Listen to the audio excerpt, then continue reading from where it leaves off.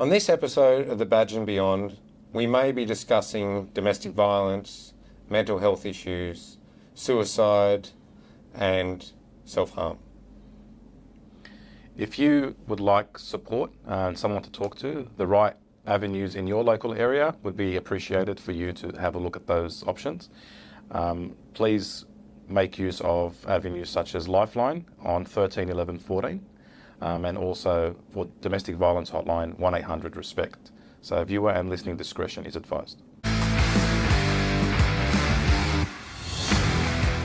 Welcome to The Badge and Beyond, people. Today we are doing a double episode on quite a serious topic, a matter that's very topical and has been for years, and that's racism and discrimination in policing. I think over the next hour and a half, potentially 2 hours, we will get through a couple of things and help open your mind and extrapolate some of our views on racism in policing. We've both had very different experiences of that, but you might be quite surprised to get an understanding of what's behind the badge when those accusations are made. Danny, straight off the bat, you joined 2000? Yeah, I was operational on the road 2000. Yeah. Before you joined the cops, would you have thought it was an organisation of racist individuals or a... I think yes, considering the reputation, because again, depending where you're raised, where you live, the different, sort of things you hear about police and what they do. Mm-hmm. It wasn't glowingly positive where I was in the world. Yep. And you were in Southwest Sydney. I was in Southwest Sydney. Yep. So that's the thing. It depends, and like it's the same thing if you ask, certain rural populations. If there's a lot of Indigenous people, Mm-hmm. you're going to have those kind of sort of sentiments because of what they see, and the neighbours getting their doors kicked in or whatever. And it was not until I crossed over and joined that I could see the other perspective on what happens. And see, the funny thing is, as a white middle-class individual, I didn't really think police were racist. It wasn't something that entered my mind when I joined the cops. I just really wanted to get in and serve, but it wasn't at the forefront of my mind. But I think also as well, growing up, I only ever saw white police. Yeah. Right, so it's a bit different. So now the police force is quite multicultural. But me growing up as a kid, that was it was a really tall white guy. That you were scared of, that you're very worried if they spoke to you. We didn't have school programs, cops coming out to schools and that kind of stuff. So it was a different time too. Look, before we delve into our own personal experiences, there are some things that we need to explain for the community at large to understand law enforcement, racism, and what you see in the media versus what the actuality is. And so one of those things is that there's a lot of influence in Australia from media that emanates from the United States. And I think people don't really understand the different worlds of policing. In the United States, there's more than 16,000 law enforcement agencies. Every council area has its own local police force. Here in Australia, your police force is the state police or the territory police, plus there's the federal police, and then you have like border force, effectively. They're your law enforcement agencies. So you've got a handful of law enforcement agencies versus the United States, where you can have agencies that have just 4 police officers in it, and the commissioner of police or the head of the police organisation is a political figure that gets voted in every year. Then you have like New York and Los Angeles, where there are these big metropolises with thousands of police officers. But you have state police over them, and then federal jurisdictions and things like that. It's totally different. So when you're seeing information coming out of, and media coming out of the States, particularly when you consider what we've recently seen with Black Lives Matter, you can't say that what's happening there is happening here. But what I see a lot of the time is because I see that people kind of tend to say, well, all police must be bad because I've seen media that says they are. And they're taking what they've seen in the States to what they've seen here. And I'm not saying racism doesn't exist here, but I'm saying it's not at the level that you'd think. Yeah, I think also the problem we have is communities will identify with other, if they feel they're oppressed, they'll identify with other oppressed communities around the world, right? And there's no time like the present to show that. But when you're looking at, if television is your main sort of meter of what policing is, well, and with most people, they don't have too much interaction with police, but they only know what they see on the news or what they watch in TV shows and documentaries. And then when Cops came out, the show Cops, yes, Bad Boys. When that came out, I feel like it did a lot, and I think it was probably a really good recruitment campaign, too, right? A lot of people then started to see policing in a different vein and be a bit more excited about the adrenaline side of it and what they put up with. And again, in growing up for us, we never had those shows. Yeah. Right. So they came in when we were already in the job. I remember watching Cops on a Friday night as a younger. Before you were a cop? Yeah. Really? Okay. Yeah. I'm only a couple of years older than you. Maybe. Yeah, I know, but maybe you just had a life, Danny. Maybe. I was at home a lot on a Friday night, which would surprise many of our viewers, I'm sure. Yeah. So again, there wasn't that much of. Now there's heaps of police culture stuff. Now you can watch it on TikTok. Even for us, you weren't allowed to, against the media policy. You couldn't record anything, publish anything. You couldn't even talk on Facebook about anything policing. Now the police have their own page. It's funny. It's changed over the last few years. Mind you, the police social media page really isn't worth following. It is. I'm going to get in trouble for that, but dude, it's lame dad jokes. He's got good dad jokes. I don't know if there is a good dad joke, but let's. I think the people get the most entertainment out of the wanted photos, so they just go to the comments and just rip into the bloke. And surely the guy in police media is going, they're going to have a field day with this bloke. And then just post it. But anyway, I could definitely do that job. But I think you're right. There is such a difference in the way policing is, especially in North America compared to here. But it's because it's the most that we digest. We digest a little bit of UK stuff on TV for policing, which is closer to us. But the American stuff's by far what you see. And then you're like, we're the same. But that's why you always have these problems with jurisdiction. And this guy comes in, this is my murder. No, it's on this guy. We don't really have that kind of war because the state police basically do everything. In terms of investigations. But it's funny right now. There's a bit of a conflict happening between the AFT and the New South Wales Police, and they are playing those demarcation lines at the moment. But generally, we don't have those kind of issues in policing. Yeah, that's right. And so I think the point of telling you about that is so that when you're seeing things come out of the States, you don't tar everyone with the same brush. I remember when Black Lives Matter was really big and there was a groundswell of support, I think the French police actually kind of went on strike and held a rally and said, we're not American, we don't have those issues here. And I've never been to France, I don't know what is and what isn't, but I remember there was their point was, we're all individuals. And I guess that's one thing for me is oftentimes police get tarred with the same brush. And okay, you might come across a racist cop, but that doesn't mean everybody's racist. And it's really, it's that reverse discrimination where you assume that everybody that wears a uniform or is part of an organisation is racist, the same as a racist assumes that everybody from a certain particular background or ethnicity or religious group is a particular way. So I always found that a little bit strange. I think the next thing I wanted to touch on was understanding in the Aboriginal Torres Strait Islander community, there's a lot of concern, and sometimes justifiably so, about deaths in custody. And I think it's really important that people understand what a death in custody is when they speak about that. And as an investigator, I've had to investigate Aboriginal death in custodies, and I was quite shocked at what's deemed to be a death in custody, not even an Aboriginal death in custody, but just a death in custody.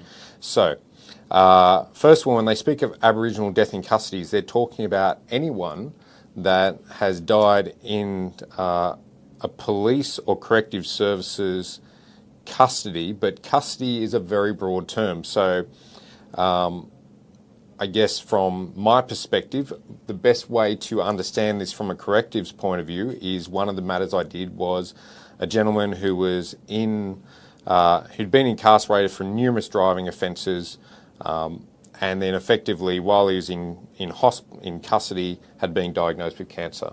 And so he'd been taken to the jail hospital, sorry. He's getting treatment. They took him to what they call an annex, which is like a jail facility inside a regular hospital. And he had a terminal case. He wasn't going to make it. They discharged him before his death, but he couldn't walk out under his own power. So even though he's discharged, no longer part of corrective services, and he was still in that hospital, he died a number of days later. That was still an Aboriginal death in custody. Yeah. Now, very different to a pursuit where someone dies in a crash. That's right. And that wasn't, because someone beat him. That wasn't because someone did something wrong to him. That was because he'd committed offences, the court had sentenced him, and then and look, honestly, that was probably going to happen no matter what. But people don't understand that when you see those numbers, that's included as an Aboriginal death in custody. I guess any death in custody, and you would have seen this as well. Again, I used to work in an area where we would have some responsibility for high cliff tops. I've seen death in custodies where police have been interviewed and investigated for their actions when they went to a call for a suicide at a cliff top, pulled up. As they got out of the car, they call off on the radio, say, "We're here." They get out of the car, the person looks at them and just jumps. Yeah. That's a death in custody. Could the police have done anything different in that situation? Not really.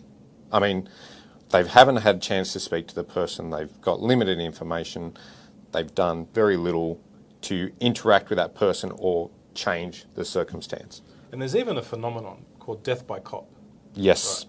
Where people, and I saw that happen a couple of times with me, where people are basically waiting for the police to turn up. So that becomes the impetus to make a move that they know will get them either shot or they'll commit suicide in front of the police, which is a very harrowing experience for everybody. But everyone forgets the police side of that. It's not easy to see that. Yep. And I had that myself. I had someone set himself alight as soon as he saw me walk through the door. I said, "Oh, good, police," bang, and then set himself alight. So it said a lot. Luckily, we saved him, but that could have ended very badly. But the people actually do that, or they will draw a weapon because they want you to shoot them. Yes. And look, that's a death in custody. Exactly right. That's a death in custody. And the question really is, how do you, Danny, as the person walking through the door, know if that person's going to harm you or trying to harm themselves, or if you don't harm them, will harm you? Yep. You know what I mean? Like, at what ends do they stop? This person's obviously not alert and with their faculties and has a mental health issue. How do we know where they're going to stop? Are they going to stab you so that the other officer kills them? Or is it their point of, I want to take everybody with me? And what does someone who's homicidal versus someone who's suicide by cop look like? Yep. How do you determine that in the first 5 seconds in a job? Yeah, and that's a really good point in terms of judgment, right? It's all nice and well to say, you shouldn't judge people, don't judge anyone. Anyone who's in any kind of military or paramilitary organisation, which the police is a paramilitary organisation, because your life is at stake, right? And you're carrying weapons, right? And there's a strong chain of command. You're taught to make judgment calls based on the observations that you see. So I come across an entity I've never met before. He's got his hands in his pockets. I want those hands out of his pockets, right? Yep. It's not something someone does if they are a hairdresser, for example, right? So your guy walks into you as a customer and his hands in his pockets. You don't care, right? To police, it's a very different warning. Absolutely. So then I'm sizing you up. I'm looking at the shirt. How does it hang? Could you have concealed something? I'm looking for perspiration on your head. I'm looking for you to look uneasy, blotches, showing anxiety, all kinds of things. I'm watching you to be fidgety, where your eyes go, and just if you're overdressed for weather that doesn't need a coat, for example. There's all these things that are going through my head. I am judging you. They are judgments. right? Because that'll save my life. Yep. Or save the life of someone near me. So they are judgments. And it's not a bad thing. It's a survival mechanism, and it's what you're trained so that you can do your job safely and go back home to your family at night. So it's very hard to be a person who's trained to observe certain things and make assumptions and calculations based on patterns of behaviour, history, experiences, where you think things will lead, and then you multiply that by going to a street where you've been there before, and every time you go down this street, kids are throwing rocks at you, the police car, or doing all of a sudden you're painting these pictures, and your body's telling you things about and you're anticipating stuff. Yep. And so then you've got to be conscious that you've got to turn that shit off. Yeah. Right, when it comes to normal, everyday civilian life and doing what you're doing, and not making value judgments on what someone is because they're dressed the same way this previous criminal was dressed, and he was very violent and blah, blah, blah, blah, blah. And I think there's all that comes into play, and that's where I saw the conditioning happens naturally, because it's how you do your job and it's how you survive.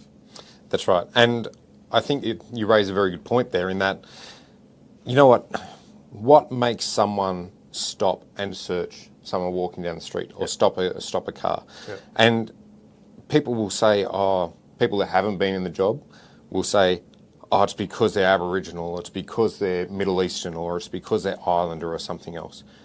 But funny thing is, white people get stopped all the time. It's not that they're being stopped because they're white. It's just because the cops see something in them.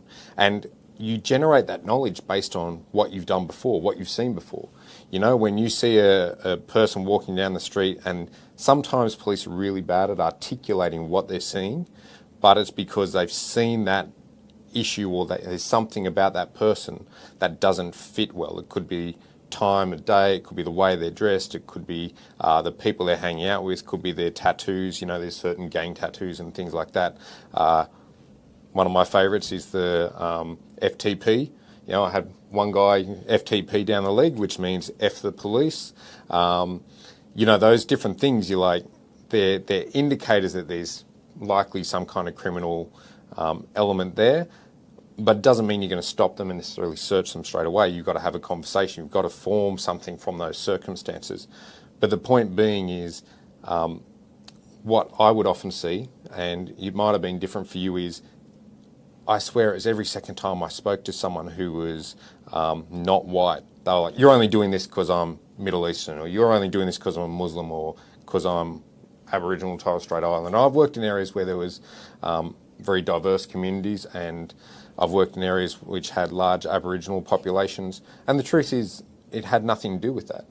Sometimes I'm just stopping to talk to people because, especially when you're working one out, I want to gather intelligence. I want to know what's going on. I want to just have that community relationship and let people know that, hey, we're not racist, and we are trying to do the best we can, or at least not all of us are, and dispel some of those myths. And sometimes, I do want to create the ground so I can search you or work out what's going on and see why you're in a particular location at a particular time.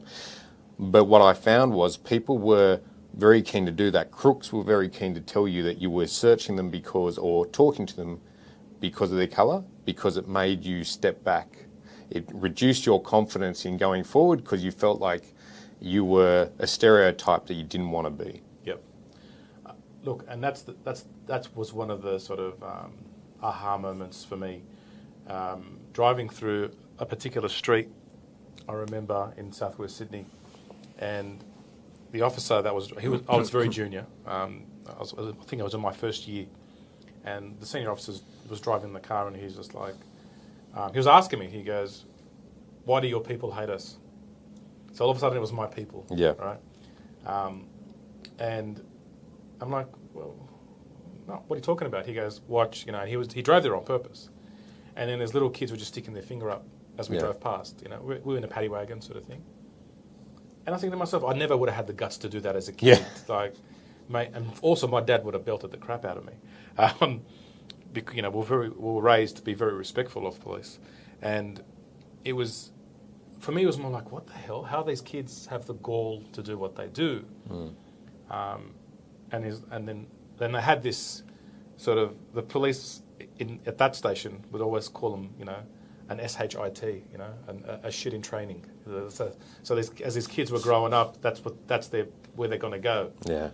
And I'm probably not the greatest view in the world, but it's sort of. But then when we drove through and we'd get abused for doing nothing, just driving through the street, right? You're still human, so you sort of have a resentment. Yeah. And I think the problem is also then the police don't admit that either. Yeah, it does tick you off. You don't want to walk through somewhere and just get sworn at or be called names and derogatory terms just because you're wearing what you're wearing. Or because you're driving a police car, for example. But also on the flip side of that, I think it was my second or third year from memory, I had taken my mum's car. My car was getting serviced. I used mum's car. And the reason why it's mum's car and it's important, it's because obviously police might have, for example, intelligence on the vehicle. So I could have bought a car a bit more modern, a bit sporty, so the previous owners might have done drag racing and different things. Yeah. So they've got police attention onto the number plate. Mum's car was bought brand new. My mum then had bought the car and she was in her 50s. No hoon, right? Probably she got stopped by police because she was driving too slow. That's the only thing that could possibly have happened. But I think she only ever did a 3-kilometre radius around her place. But the vehicle itself, impeccable working condition because it's hardly driven, right? Definitely not a souped-up car. Very normal old lady car. Yeah. Okay? The only thing it had that would have brought attention is it had some stickers that were written in Arabic that were really just writing. So if you knew, and I'm looking at it from a person's point of view that has no idea, you'd know that was Arabic, right? And so I would say you'd attribute it to being probably Muslim, right? It's the only thing on the car that was out of the ordinary to most cars. Definitely there was nothing on the number plate. So I'm driving there with my wife and I went to Cronulla. And I was going to a beach in Cronulla that I hadn't gone to before and going to you know what car parking is like. But it was during the week because I had a day off during the week. I shift workers, general duties. So I was like, this is a good day to go to the beach because it won't be a weekend, we'll be right. Still relatively busy because it was a hot day and it is Cronulla. An iconic kind of beach in Sydney. And I think I'd gone into a car park allegedly through the wrong entry for this car park. Mind you, it's just a car park off the beach, right? And highway patrol car pulls me up, and I was like, okay, pulled over in a car park. It was a bit random. And also I got taken aback because there was 2 officers during the day, and 2 officers were sitting in the car. And usually it's a highway patrol would be 1 out. And again, I can read the rank from the guy's shoulder. Very junior officer comes out. And just the way he approached me, he just basically said to me, "What the hell are you doing, mate? Give me your license." And I was like, all right. So I'm taking out my license. And I gave it to him. And he was just so abusive and very abrupt, using a lot of profanity. He was just so angry. And I'm like, well, what's the problem? He goes, don't play dumb and just F this, F that, F this. You went in the wrong way in the car park. I'm like, well, what a heinous crime, right? Anyway, my wife's like tapping me on the shoulder, like wanting me to tell him that I'm a cop, right? And outranking him too, by the way. Oh. And I'm looking through the rear vision mirror and I want him to do the checks on the radio. So there's a senior officer who's a sergeant sitting in the car. And I'm watching through the rear vision mirror as he's doing the checks, and the cop just goes, and then just looks at him and just shakes his head. And then he comes out of the car. He walks over to me, addresses me by my first name. He goes, "Hi, Danny, how you going?" I'm like, "Hi, Sarge." And he goes, "Anything you want to tell me about your interaction with my offsider?" I go, "The fact that you had to come out, what does that say?" I go, "Why would you come out?" I go, "You've done a transport check or a registration check on my car, gone a bit deeper and worked out I'm a police officer. And you knew that he'd had to have put his foot in it, right, without even asking me anything." So then I go, and my wife's in the car with me, and she's begging me to show my badge to you, right, to your officer. But why should I? And I said to him, what gave you the impression that I was such a crook that I had to be spoken to that way. Yeah. Okay, like the only thing I can think of that I'd done wrong was go through the wrong entry into a car park off the street. Did I put anyone's life in danger? He's like, no. Was I driving erratically? Was I driving fast? No. This is my first time to this beach, trying to work out where to park. That's it. And you can see me with my wife. I know the car's got no intel, no warnings on it. I go, he just didn't like the sticker, did he? He goes, if you want to make a formal complaint. And I'm like, well, he's just glad he works in Sutherland, doesn't work in Bankstown. He wouldn't get very far. And I was like, what the hell was that? And that was one of the first interactions where I was actually with someone that saw it. But it started for me very early, from my student police officer days. Because when I was a student at the academy in '99, they all called me Mario. And the reason they called me Mario is that they thought I was Italian. Because I had a goatee at the time, right? And they had not met too many Middle Eastern police, I would say, in their time. They didn't think Middle Eastern people joined the police. So they thought I was Italian. So I just got one of the OT instructors just called me Mario. So then everyone thought it was Mario, right? Yep. OT meaning? Like operational training. Operational training. Yeah, defensive tactics. Defensive tactics kind of thing. So I'm like, it didn't mean much to me, right? Whatever. Like, I've been called a hell of a lot worse. But going through and sitting in on classes as they're explaining scenarios, and then just the racial slurs coming out left, right, and centre for everything. Everything was every descriptor was an ethnic descriptor, right? And everyone's fine with that. And you're a student police officer. You're learning. You're not going to open your mouth. You're not going to say anything. You do what you have to do. But when I got my posting to do my placement at Bankstown, at the time there was one other Arabic-speaking police officer. He was a senior constable at the time, and then he left. He went country. So then it was just me for a while. So by the time I finished my student placement... Sorry, I've got to go back. The Arabic-speaking officer at Bankstown went country. Went country. Yeah, and that says a lot. Yeah. Right? Because the pressures on you as someone who speaks the language, is part of the same community that you're policing, and for many reasons, which we probably don't have the time to get into, there's issues there. Because you've got to understand too, that for a lot of migrant communities, the police represent the military, right? People that stand in a uniform and carry weapons, there's no distinction between them overseas. Yes. Right? In a lot of these countries. And a lot of these countries, the law enforcement and military are very political, some of them very corrupt, and if you're on the wrong side of that group, you're in a lot of trouble. Right? So there's already that. People are coming into this country and seeing uniform, and then they know what that means. There's a reason they fled their country. Yeah. Right? So that's what comes with migration. And the problem for, people that, bearing in mind I'm born and bred in Australia. Yep. What's funny is my son was born on Australia Day, right? Everyone that has my surname, in our family, we were born here, right? So we don't know overseas. We don't know what that's like. We don't know what that is. And all we've heard from our parents is how great this country is. That's why they've come here, right? So, both my parents have worked, and until Mum resigned recently, continued to work for like a generation basically, right?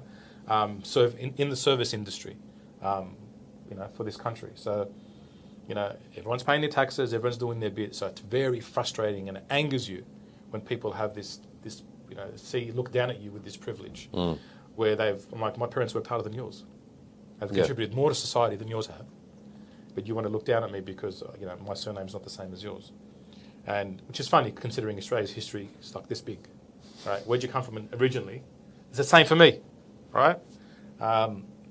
So when I saw that I was going to be the only person pretty much from my background at this station, it didn't dawn on me until we started to attend jobs and just the language being used. And some officers saw the the advantage of having someone who can actually understand the language, all the dialects, understand the cultural aspects, and we could build strategy based on that, and we could actually do our job a lot better because we understood the nuances, right? Knowing how to address someone and what their hopes and fears are, it's the best way of communication and execution, right? Because you get it. You've done your homework. Yeah. Whether you want a positive or a negative result, at least you have that knowledge. Where others are like, oh, he works for the other side. What? And then all of a sudden I'm an enemy. Right? And then for the community with the people that have these prejudices in the community, you're a traitor. So then you're on both sides, you don't win. Yep. And then you will work triple the volume of anyone else in your team because you've got to overcome everything and have to give the perfect report, the perfect response, the perfect execution, so no one criticizes you. Because you're already going to get that, I don't want this guy on my team. Yeah. Right? For that reason. Where others will be like, oh, I'd love to have this guy on my team. He understands the language. He can do 1, 2, 3. So the investigators would then poach me and use me for their purposes because I could help them to achieve their goals. And then in the meantime, I'm not getting the chance to be trained in basic policing systems because I'm getting plucked to work on these serious investigations. So I'm falling further and further back in my professional development. I had worked on 3 murders before my first shoplifter. Right? So there's benefits to that because you get to work with amazing detectives, and it honed me as an investigator and as an interviewer and learning how to speak to people. But it delayed me in other things too. Right? But September 11 for me was the worst because funnily enough, it's my 1-year anniversary, September 11, pretty much, as a police officer. And I was at an outstation. I was at Revesby. And Revesby Station usually has your higher patrol sort of live upstairs, and there's 2 general duties officers manning the shop front, manning the station. It's an outstation part of Bankstown. And myself and my offsider, we were on night shift. And I'm getting messages on my phone. I think it was 2 in the morning, 3 in the morning. Are you watching Channel 7? And I turn on the TV just as the second plane hit the tower. Right, the second hit. And we're like, what the hell is this? So, because I remember the first tower, it was hit, we thought there's this like an aircraft issue, right? But when the second tower was hit by another plane, okay, this is a coordinated attack. And then the Pentagon thing and all that kind of stuff. And I knew straight away what's going to happen. Straight away. What did you think was going to happen? I thought that this is straight away going to become a Muslim issue. Straight away going to be seen as, this is because of Islam. This is the reason why these things happen, right? I knew straight away. And I'm just in there comprehending, wow, because it's a hell of a thing to see. And so I've taken, so that's what, 2, 3 in the morning. You finish your shift about 6. And you take your gun back to Bankstown, to the main station to put your stuff away. So I'm unpacking my stuff into the locker. And as I'm walking through the main station, there's a big whiteboard that has, all the officers where they are, what they're at, each vehicle they're working. So you know who's doing what, right? Yeah. The allocation board. Yeah. And at the top of this board, there's a picture that someone's drawn with whiteboard markers of the Lebanese flag with a big cross on it. And I'm like, what the hell is that? What the hell is that? So airplane hits a tower. Somehow Lebanon gets involved, right? That this racist piece of crap decides that he'll draw a Lebanese flag with a big cross on it as his show of defiance as a response to what happened with the second tower. And if I can just pause you there for a moment, I think one of the interesting things is anyone who was Middle Eastern when I joined the cops, if someone described them, it was they're a Lebo. Yeah. And it didn't matter where you were from. You could have been Egyptian. Yeah. You could have been from anywhere that was part of the Middle East. Lebo. Yeah. And I guess when you talk about that flag on the whiteboard, did people know where you were from? Yep. So they knew you were from Lebanon? Yep. or like that was your ancestry. Yeah. And do you feel like that was directed at you or against the population, or like how did you interpret that? So initially I took it personally because I'm the only Lebanese origin person. Once again, Australian as you are, born here. I took it as me. What pissed me off is how many police officers walk through the station? How many rank and file walk through the station? None of you wiped that off. None of you wiped that off. So I walk in and I see it, and what was just hilarious, there was another officer who was on restricted duties who's normally not around that put him in the station. That guy's heritage, half Aboriginal, half Lebanese. Hilarious. Again, usually I'm the only one. And he was probationary constable too. And as I walked in, he saw me. So he'd been sitting there that whole time with that behind his head. And I was a bit senior to him. He saw me come in and I looked at it and I just went, who the F did this? And he just looked at me and he was like really upset, and I just grabbed it and just wiped it off the board. I remember throwing the whiteboard marker on the ground, giving the keys back for my, for the car and whatever, and then just out. And when I went home, and I was seething. And I'm like, because regardless of why they meant it, the fact that it was just allowed to be there, right? And I'm like, what's the difference between you and me? Same team. Yeah. So it's fine for me to, put someone in a friggin' arm lock when they're trying to punch you and strangle you and whatever. Put myself in front of you when someone's coming in to attack. That's fine. But you can't actually protect a bit of my sort of respect and dignity and do you know what I'm saying? But I'm in charge of saving your life. Yeah. And I think something you said kind of resonates with me, and that's perceptions. Yeah. I've actually seen it where you see in the community, I've seen it in the police where it's that echelon of society, they all suck. Oh, except for that guy, I know. They're a good bloke, Yeah. And people kind of forget that, you know what, you've got to treat individuals individually. There's no class of society that you can write off. There's no class of society that you can escalate.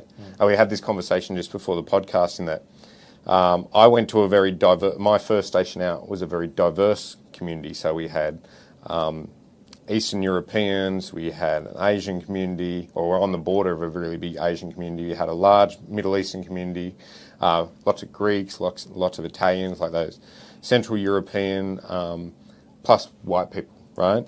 Very diverse. I felt like if you lasted 4 weeks in the cops, you pretty much realised that racism was BS, and there was crap people from every walk of life. Because I would lock up people from every walk of life, it didn't matter.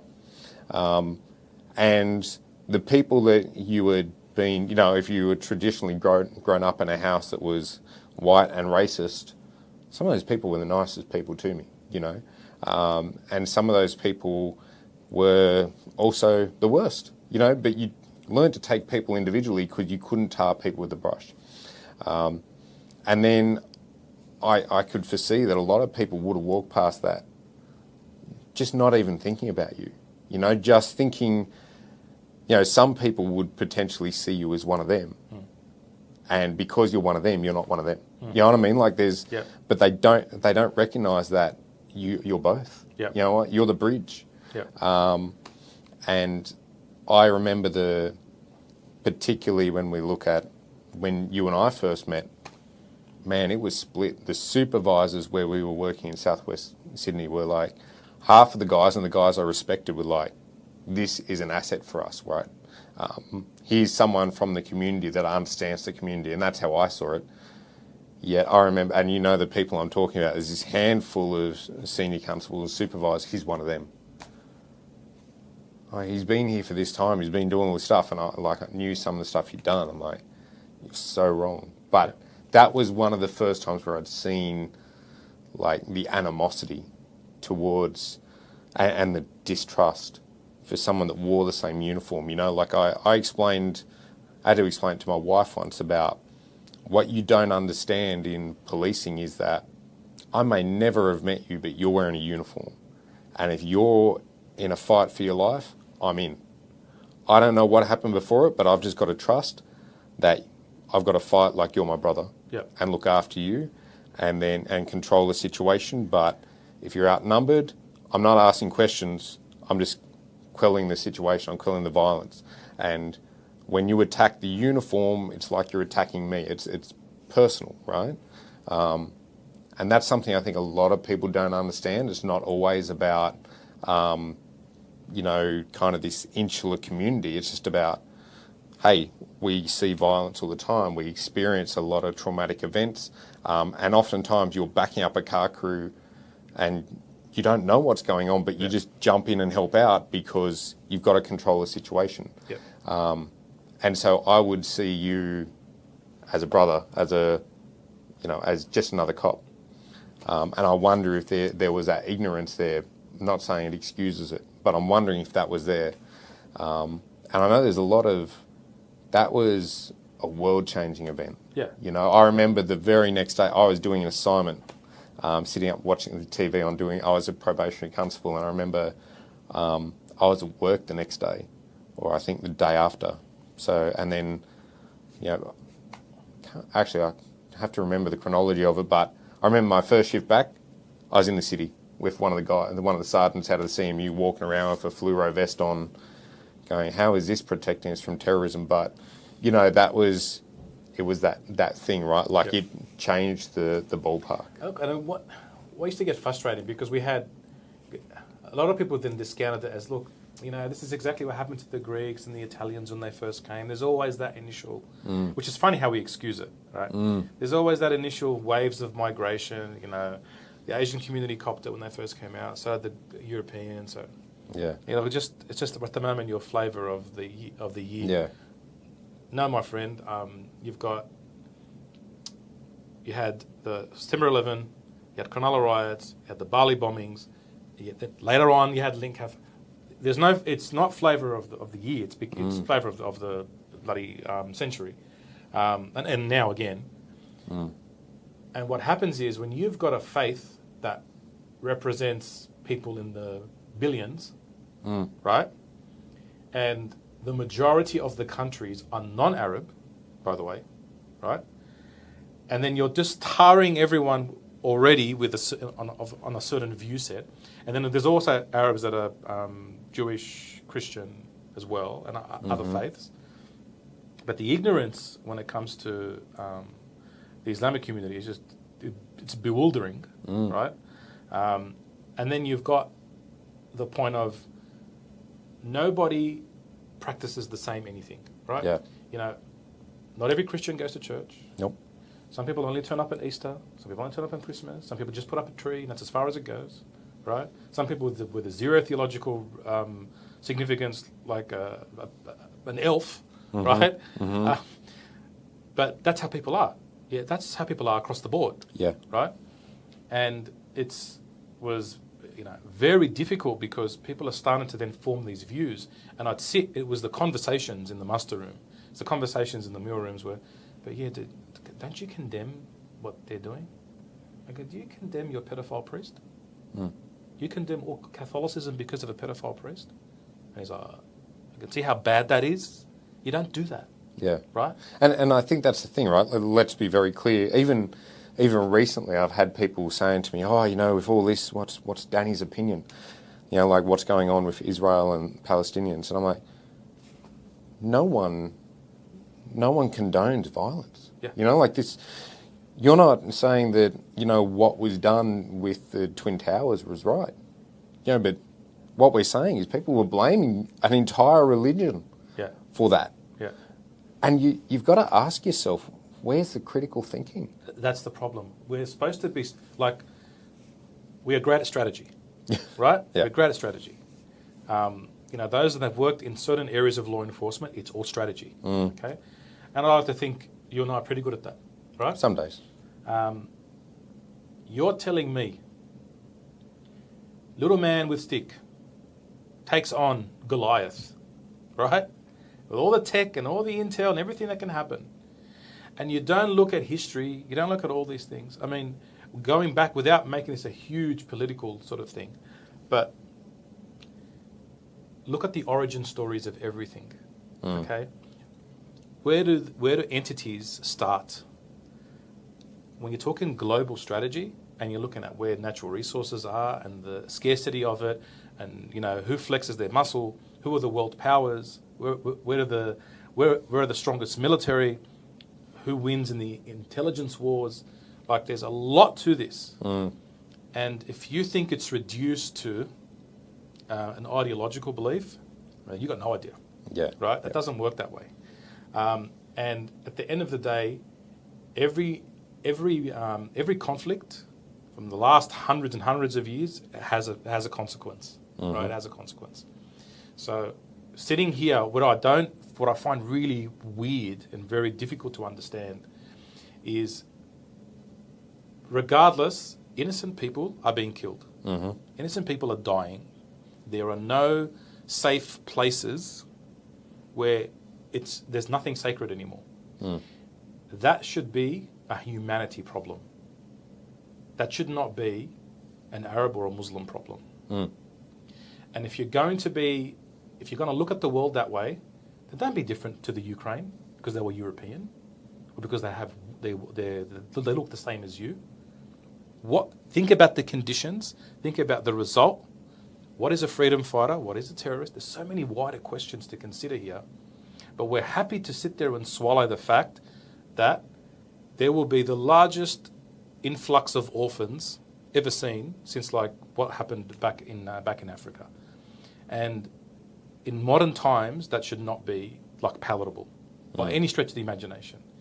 So I don't see this as I've got to look at it from two perspectives. There's no two perspectives. There are people that are being killed who have absolutely nothing to do with an initial assault. Nothing. Yeah. And I explained it to someone the other day, and I said, okay, my son and your son are at school. My son punches your son in the face. Because of that punch, he loses an eye. All right? Your son comes back to school the next day and rocket launches the classroom. Yeah. Are there two sides to this? Yeah. To the 35 kids that lost their life in that classroom. And how do you think that kid's family are going to feel towards you for the rest of their life? So there's consequences to having prejudice with ignorance. There really are consequences. Yeah, my observation with less, and we've got very political here, which I didn't mean to do, but my observation is that I see a lot of each side purely blaming the other, and they did this and they did that, and let's call out what is on both sides. You know what I mean? Let's acknowledge that there was violence on both sides and innocent people have died, but we're not, you can't continue that. I do see the disparity in what you say, in that when it makes the news when Russia would throw a missile over at Ukraine, it hits an apartment building, and there was nothing there and they're just killing civilians, but all of a sudden they're like, no, we back Israel. I'm like, oh, hang on, if that was in a different part of the world, if that was here, we would be up in arms. I think we've really got to look to bridge the two communities, but I think what it goes back to is that point initially you made of there is much wider strategy in play here. There's something else going on. Yeah. You don't attack Israel without knowing that there's going to be a retaliation. And then you look at, and Israel, I mean, amongst intelligence circles, they're like the best. Yeah. You know what I mean? And so there's stuff that I can't piece together, and then when you look through history, you see those times and you're like, none of that makes sense, and then when the records get released quietly, you see, all right. Yeah. Yeah. The world now is playing out the last moves of a chess game that started a long time ago. And that's the point of how everything is. What I don't understand, because we are surrounded by people that are critical thinkers, except when it comes to this. When it comes to this, we believe the movie. Yeah. And that's frustrating. And the reason why we've drawn into this side of the argument, because the fundamentals of racism are based on no critical thinking. There's no logic, right? Racism becomes because there's preconceived judgments, there's a very narrow lens on what you're seeing, and then you just make assumptions based on what that is. And then nobody has their own identity. It becomes collective. You look at someone as part of a wider collective, and that ideology is different to yours, so we fear the other. And they must be wrong and they must be bad. And in that space, when we talk about terrorism, we talk about law enforcement, we talk about intelligence. What's taking place is creating the fighters of tomorrow. Yes. You know what I mean? Absolutely. I was listening to an interview recently with a CIA targeter, and she was talking about the fact that, Taliban members were basically done and dusted after 5 weeks in Afghanistan, and then came back to fight a war because the Americans blew up the guy's dad. He's like, I wasn't even there. They blew up my compound and I'd given up. We'd put everything away. We walked away. We were beat. And after that, I was like, okay, I'll come back. And I guess this is the thing, right? When are we going to learn? Yeah. When do we realise that, there's a different way, and there's intelligent ways to try to pull out terrorist organisations, to try to get to the root of the evil, to actually just negotiate and sit down and discuss things. Both sides have to come to the table and be willing to talk. I'm not seeing that at all, and I'm seeing so much of my side and my side only. Yeah. Unfortunately, there's in all of life, there's no if there's nothing for you to lose personally, it's easy to distance yourself from that side, right? And historically, there are tribes that went to war against each other for things they don't even remember happening. They had hatred because generations ago, this person married the wrong person and didn't. So, this has been going on since time immemorial. And all this advancement, and we've gone nowhere. So I think it's important that we have, critical thinking back into the equation and start considering what kind of world we're raising our kids in. It's a very good point. We're seeing things that, incredible. All right. Well, we got right off topic there, which I think delves into a far greater issue. Yeah. But look, I think it was important to talk about. We might take a break, and then we'll come back with part 2 of the podcast. So these will be released on the same day, I think, so you won't have to wait too long. So stay tuned, get a coffee, and we'll be back in a very short period of time. And while we wait, can we also make a special thank you to our sponsors, IC Technology, for all things IT and cyber, and Precision Integrity, and you can find us at www.privateinvestigatorsydney.com.au.